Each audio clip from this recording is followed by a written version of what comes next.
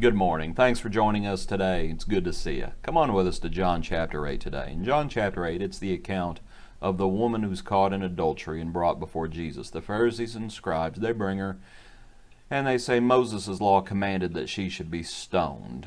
And Jesus stoops down on the ground, writing on the ground. They keep pestering him.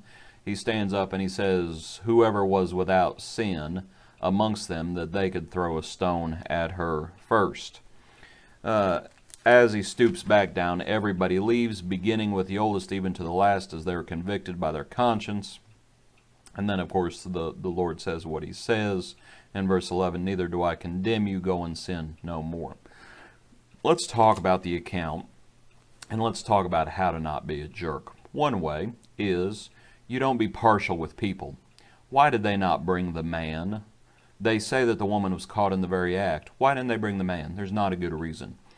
Do not hold different people to different sets of standards. Don't hold your friends to one standard and everybody else to another standard.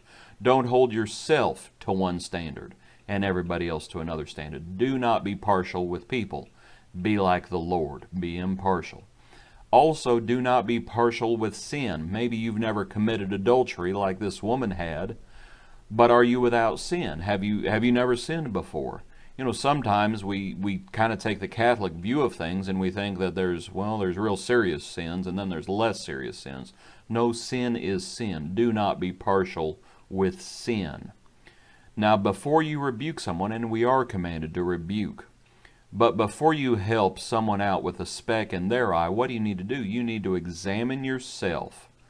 And if you have a beam or a mote in your eye, you need to pull it out. If you do that, then you can help them. But before you ever rebuke anybody, you need to slow down and you need to make sure you examine yourself. Because if there's sin in your life, you're nothing but a hypocrite.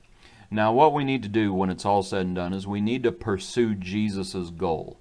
Because Jesus' goal is not to condemn. He said, I did not come to condemn, I came to save. That's why the Lord says, neither do I condemn you, go and sin no more. He's not condoning what the woman had done, but he's trying to save the woman. He did not come to condemn, he came to save. What we need to do is we need to stop to think about the account. We need to stop abusing people. We need to stop trying to trap people with our thoughts and our questions. We need to stop playing around with the Bible.